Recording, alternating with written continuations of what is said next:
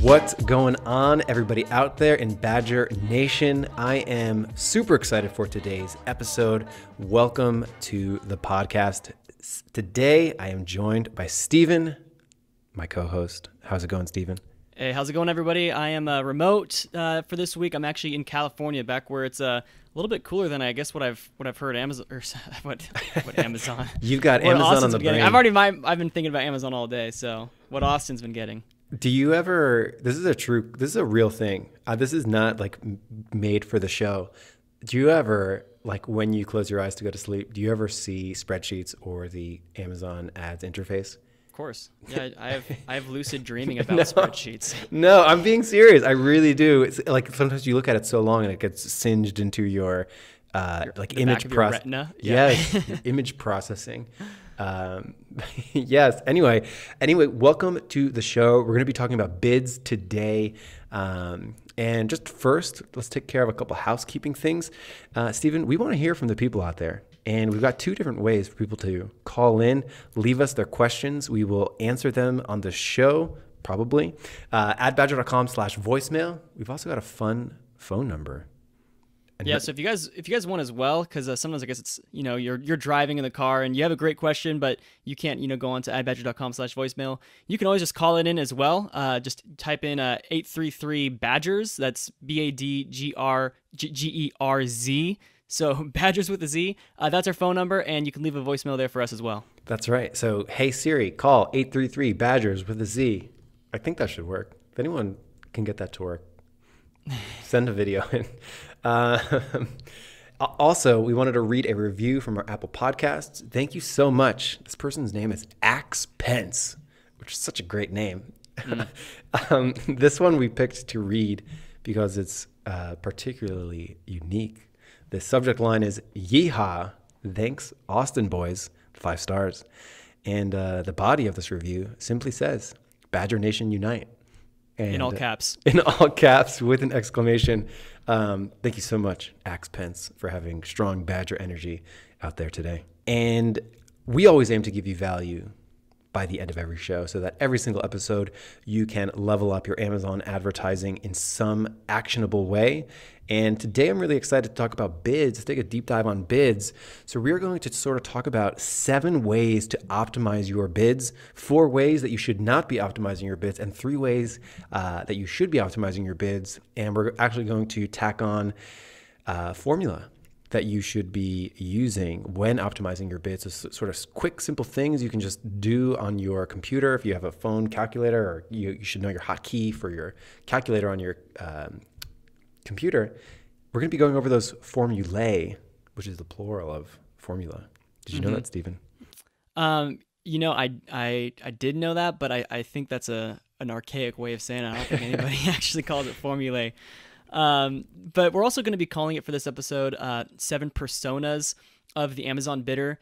We kind of realized that there's some personalities behind these bad models of bid calculation, and there's good models as well. And we thought kind of creating these 7 different personas and even giving names to these different types of personalities might just be a helpful way for you guys to first of all just remember it, but also maybe identify or just possibly just relate to some of these characters that we created for this episode. Yes, I'm really excited to share some of these personas, some of these bid archetypes that might be out there. Stephen, before we get into those 7 personalities, why bids? Why bids are sometimes called the cornerstone of any paid traffic platform. How much you're paying, whether it be on Facebook or Google or Amazon or anywhere, is pretty big. It's a huge deal. Why is it important on Amazon? Right. Well, I mean, bids are basically what the competition revolves around because Amazon advertising is an auction, right? So your bidding strategies, whether you're trying to be competitive, conservative, all of that plays into effect when it comes to determining, first of all, your actual ad rank, just on the Amazon search page itself, whether you're at the top of the page, at the bottom, on the next page, but it also goes into ad placement as well. And if you ever look at the placement settings on any of your campaigns, you'll notice that there's usually different CPCs for each of those placements. So playing into effect with your bids, if you start bidding more, you might actually see your conversion rates increase because you start getting better placements at a more expensive cost per click. but they convert so much better there, so that you might actually see your ACOS go down, even though you're bidding more. Mm-hmm. That's a really nuanced view in terms of bid optimization, where the position that you're in, the placement that you're in, and the order of where you are in that particular placement can have an impact on conversion rate, click-through rate, total amount of clicks, total amount of sales, and ultimately your ACOS. So really, bids are one of the best levers to pull on to control things like traffic volume and particularly ACOS. If you just think about how ACOS is calculated, ad cost over sales, if you were able to get the same amount of clicks for a cheaper ad, like cost per click, you greatly impact what your ACOS ultimately is. Mm-hmm.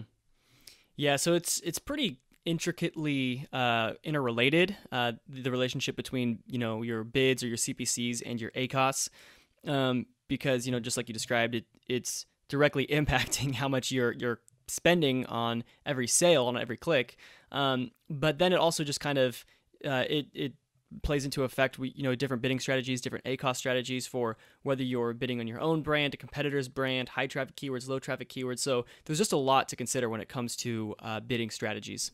Exactly. So without further ado, let us jump into the main segment, the 7 personalities of bid optimization on Amazon. Alrighty, let's start with things not to do. Let's start with the 4 bad models of bid optimization. For this first one, we have Neglectful Natalie. Stephen, tell us a little bit about how Neglectful Natalie manages her PPC campaigns. Yeah, Neglectful Natalie, bless her heart. She's probably, maybe not even neglectful. Maybe we could just call her naive Natalie. She just doesn't really understand the importance of, messing around with your bids and adjusting your bid for each keyword. So she never does anything with her bids. And when you open up her account and you take a look at one of her ad groups that has 50 keywords in it, you see all of the bids are just $1. Right. And it's definitely not optimized. We have that in the intro of our show. In the intro, all the bids are the same bid. And by the way, I keep talking to people, what do you think about the intro? Everyone says, hey, at first, we knew that it was too long, like 90 seconds for a podcast intro is kind of unheard of. But I think when people hear the drums in the beginning in the first few seconds, I think, it gets people pumped up to optimize some ad campaigns. Right. I think it sparks a minor adrenaline rush. It does for me. So Neglectful Natalie never does anything, sets the initial bid, never comes back to it. And then the easy way to identify this is you actually open up the campaign and you're looking at the product target bids or the auto target bids or the keyword bids, and then every single one of them is exactly the same. It's probably the default bid that was originally given to these things. And this is actually more common than you would think. In fact, sometimes you might see components or certain ad groups or certain campaigns in a rather well-optimized account might be inspired by Neglectful Natalie where, I forgot to optimize that one campaign because I was too busy doing other things. So the neglectful bids, it can happen. So definitely be aware. Sometimes I recommend some kind of repeating task on a project management board. We use Asana, where you just be sure that you go through your entire account and that we are not being neglectful Natalies. Mm-hmm. Yeah, and one thing that if you ever looking into Neglectful Natalie's account, what you'll notice is basically it's a twofold problem. She's probably overspending on some keywords and underspending on others. So where she's overspending, she's just, this keyword's a horrible keyword that's not relevant and not converting well and just driving up ad spend. And then she's got another keyword that's performing really well, but not getting all the visibility that she could for that she could be getting for it. So that's where she needs to either raise or decrease and start, neglecting no more. And not to beat up on Neglectful Natalie too much, but when you have one bid for everything, every single bid is wrong. None of the things are correct. Yeah. Yes. So that is Natalie. Mm-hmm. All right. So on to our next persona, we have Guessing Gary. Guessing Gary is a nice guy, But when he comes to his bidding strategies, he just kind of pulls these bids right out of thin air based on his feelings. He doesn't really have any idea how much a keyword should be worth. He just kind of, it's like he's got his finger and he just kind of closes his eyes and pushes a number on his number pad and goes with that. That's right. We talk a lot about how emotion informs perhaps too many decisions inside a PPC campaign. And, what we see a lot here is somebody looking at their keywords and sort of saying, well, this has to convert. This has to do well. I got to leave a strong bid there because eventually that one's going to turn it around. Guessing Gary also makes a lot of decisions on very, very little data where, I heard that I should be starting my bids at 85 cents. I'm going to leave it there. And then I'm going to hope that it'll eventually turn out or something like that. So a lot of sort of guessing at what the bid should be. And as we go through the 3 good models, Guessing Gary could definitely become more enlightened and sort of have a better grounding of how to set those bids and how to really think about the particular bids. But a lot of people, if they're not neglecting, they may just be guessing Gary's, sort of saying, well, this should be converting well, give it a strong bid, or this keyword I don't have much confidence in, so I'm going to bid low on it and things like that. Right. Yeah. So, and we will help all the Garys out there figure out 2 different bidding strategies. One for if your keyword already has a lot of data, so you don't have to guess anymore. You can actually just adjust those bids. And then another strategy for what do you do when there's either low data or no data? How do you kind of pick a bid from scratch and not just pull one out of your hat? That's right. So, yeah, on to the next persona. This one's actually my favorite. Who's this one, Mike? This is my favorite too. This is Wild Willy. Wild Willy comes in very Texas style, ready to ride in on the charger and sort of just set the bids towards dramatic increases, dramatic decreases, just moving things really, really hard and fast. Yeah, and basically what happens is someone will go in and they'll see a keyword that's maybe a little bit over their target ACOS, and so they slash their bids in half just instantly, and then essentially just cut all visibility to that keyword and put it in a permanent state of just always having a high ACOS because it never gets the chance to recover. Right. On the flip side, sometimes they'll see a keyword that's performing well and they'll just double the bids on that, just thinking that they'll get more, double their revenue that way, but it doesn't work out that way, does it? That's right. You can definitely overshoot a bid and you can undershoot a bid. Again, not approaching this with a scientific numbers-based mindset. Some relationship between Wild Willy and Guessing Gary, where it's sort of based on feeling, where Wild Willy has some data, but then doesn't calculate how his next move should be. He sort of just sees some data and then boom, blasts it into outer space, or boom, blasts it into oblivion, and then not completely shutting off all the traffic. Or on the other end of the spectrum, giving it way too big of a bid and giving it too much traffic at too expensive a cost per click. Mm-hmm. Yeah, I've actually seen a competitor of ours, just a YouTube video that they had, talking about bidding strategies, and they basically recommended that if a keyword is if a keyword's under your ACOS, you should increase the bid by 30% until it gets to your target ACOS, and if it goes over, decrease bids by 30%. And to me, 30% is a pretty drastic change, and I think it doesn't seem like it's scientific at all. That's just an arbitrary number that they think applies to every scenario, but the truth is, it depends on how far off you are from your target ACOS.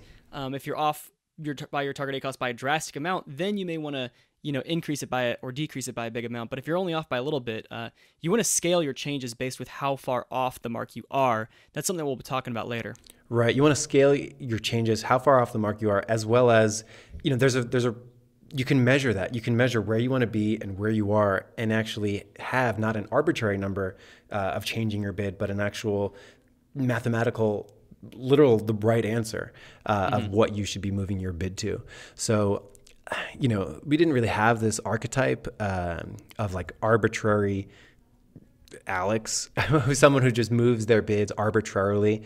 I'm going to start. Albert's a better name. Arbitrary Albert. Yes. Someone who just moves their bid, I increase it 20% no matter what or anything like that.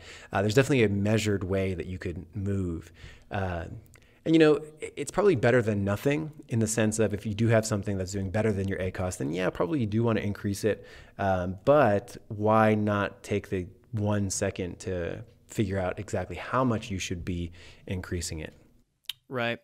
And one final thing that we'll see these Wild Willy personas doing is they'll actually archive really good keywords just because the ACOS on them is higher than they want it to be. Mm-hmm. And the problem is, if you were to just look at your CPCs on that keyword, it's probably just your CPCs are too high. It's an overspent keyword, but it's a good keyword. Mm-hmm. And they'll just archive them because the ACOS is so high, when in actuality, they just need to get a scientific bid for that keyword rather than archive it. All right, we're beating up on Wild Willy a lot. Let's move on to two archetypes that often fuse together. We've got Penny Pinching Pete and ACOS Anxious Andy. Man, those are the best names yet. That's right. Tell us a little bit about PPP, Penny Pinching Pete. Triple P and Triple A? Yes. Well, so Penny Pinching Pete, he's frugal and he likes to be wise with his finances. But again, when it comes to Amazon advertising, rather than approaching it with a scientific mathematical mindset, he just goes straight for the penny pinching strategy, where he tries to get sales and expects to get sales with extremely low bids. We're talking bids that are at 10 cents or sometimes less. That's right.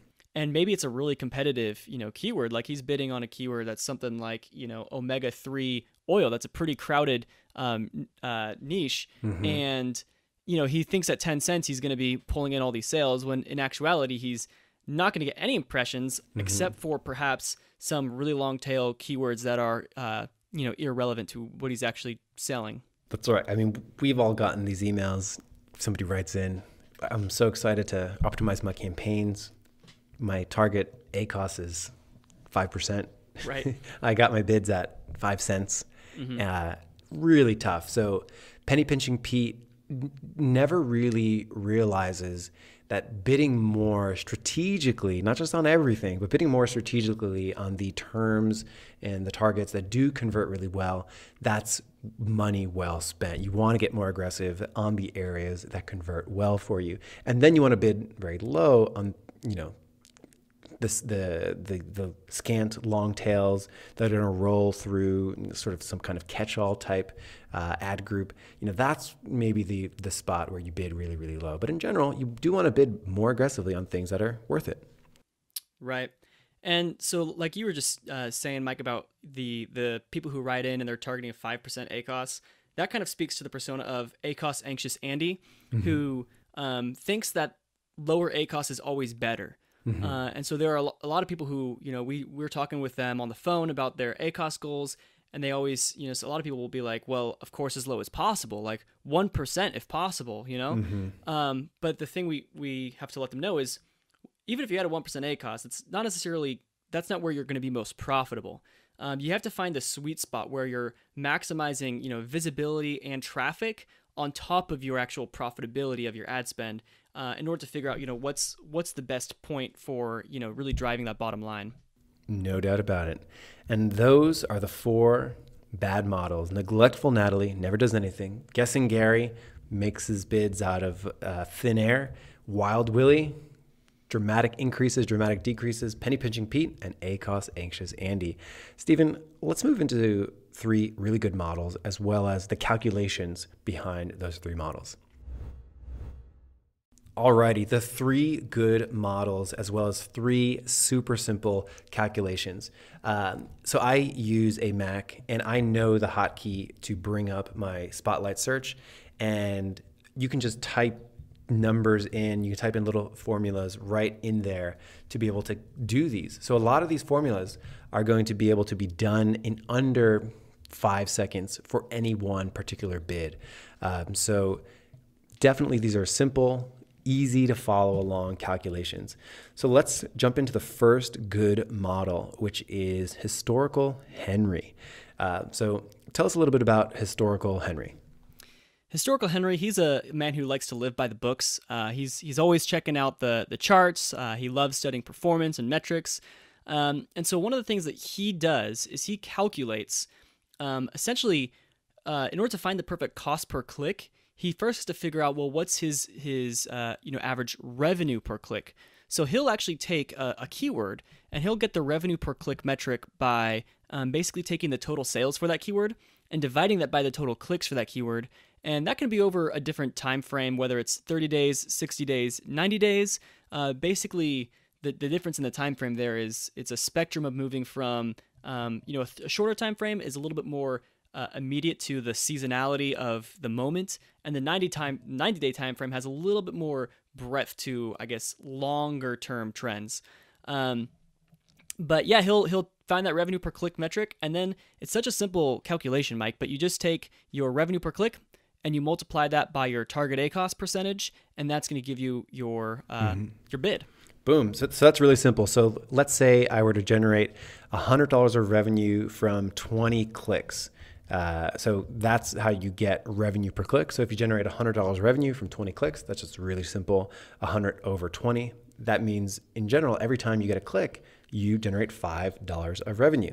You would then take that number 5 and multiply it by your target ACOS. Maybe your target ACOS, if we keep it really simple, let's say your target ACOS was 50%. What's 50% of 5?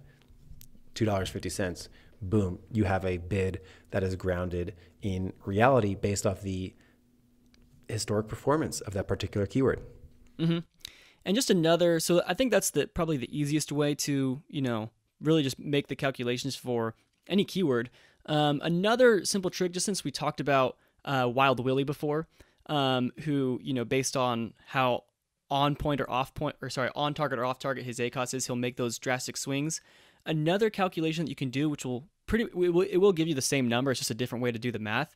But if you take your target ACOS and you divide that by your current ACOS for the keyword, then you just multiply that by your cost per click. That'll give you the bid. Mm-hmm. So basically, if you're targeting 50% ACOS, your current ACOS is 100% ACOS, then that's basically going to say you should cut your CPCs in half, because that's how far off target you are. So that's just another simple way to do the math. Exactly. So that's quick, right? That's RPC, revenue per click, multiplied by target ACOS. Pretty straightforward. Historical Henry likes to look at what the historical performance of the keyword is, how much revenue it generates per click, and then multiply that by the target ACOS. Mm-hmm. And let's move on to expected value Evan. So expected value Evan is trying to guess what the expected value of a click will be for a product ad that has low data or no data. Expected value Evan doesn't like to arbitrarily pick a bid to start. He likes to have it grounded somewhat based off data first. And it's a really great way to set starting bids. So let's talk a little bit about this formula. So this first, let's say the formula and then break it down piece by piece. So it's 3 components: expected conversion rate, sales price, and target ACOS. Stephen, what do we mean by expected conversion rate? The expected conversion rate is essentially how many clicks you think it's going to take before you get that first sale. We've said previously that the average conversion rate for the Amazon seller is about 9.8%. So if you have a very average Amazon account, then you would just, for sake of simplicity, we would just round up to like 10%, meaning it'll take about 10 clicks in order for you to get that first sale. Yep, exactly. So that's the expected conversion rate. And then next two are pretty simple: the sales price, how much you're going to be selling the product for, and then of course the target ACOS, represented as a decibel.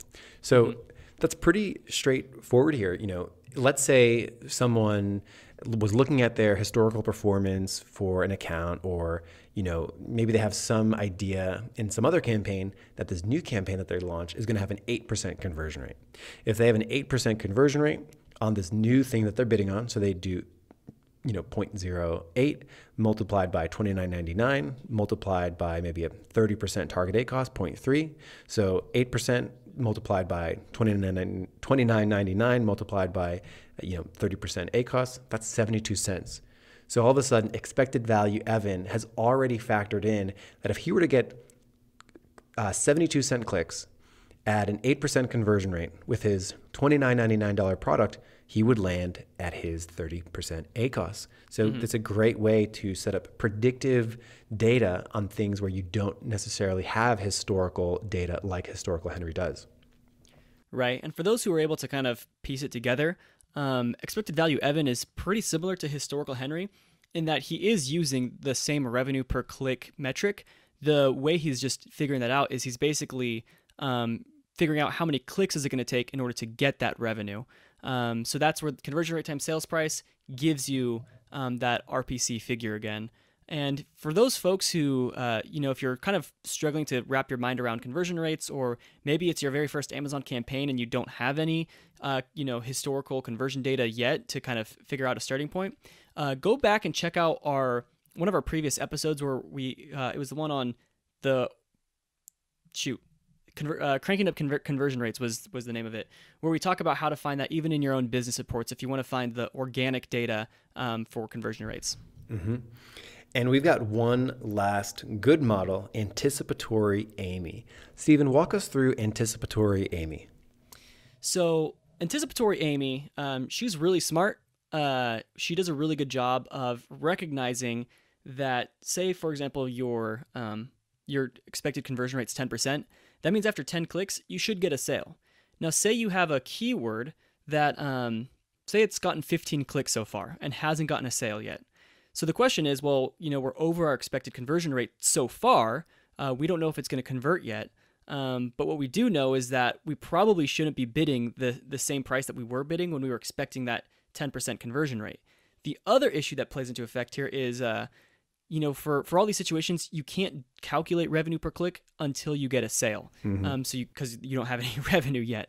So what she does is she basically anticipates if my product were to convert on the next click or on the next 5 clicks, then what would my revenue per click be? Mm-hmm. And so she'll actually take her sales price and she'll divide that by her current total clicks, and maybe she'll add 5 or 10 to that total clicks to basically say, if I convert within the next 5 or 10 clicks, then what will my revenue per click be?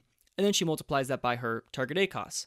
And the reason why this works so beautifully is because as clicks keep on rolling in and it doesn't convert, her bid's just going to slowly get lower and lower and lower as her, basically anticipated conversion rate drops down lower and lower and lower until it gets to the point where maybe she decides after the 30th or 40th click, then it's time to just archive the keyword. Exactly. So if we were to really sum up the 3 good models, Historical Henry, who takes a look at his historic revenue per click, multiplies it by target ACOS, expected value Evan, who takes a look at his expected conversion rate multiplied by sale price, multiplied by target ACOS to best handle the low data, no data situations. And then we have Anticipatory Amy, who takes a look at, well, if I were to get a conversion next, what would that perfect bid be in order to hit that target ACOS that I desire? So how would you really summarize the 3 good models into one sort of core thesis for good bid optimization strategy? That's a good question. I would just say they all rely on math. Mm-hmm. They rely on data, and it's all logical and rational. Mm-hmm. Exactly. It's all sort of saying, let's get the emotion out of the way. Let's actually take a look at what the data is telling me. Let's make smart, safe assumptions if we don't have any data. So, if you have one campaign that converts at 8%, then potentially your new campaign, it's semi-reasonable to assume that maybe you're going to do close to 8% in that one too.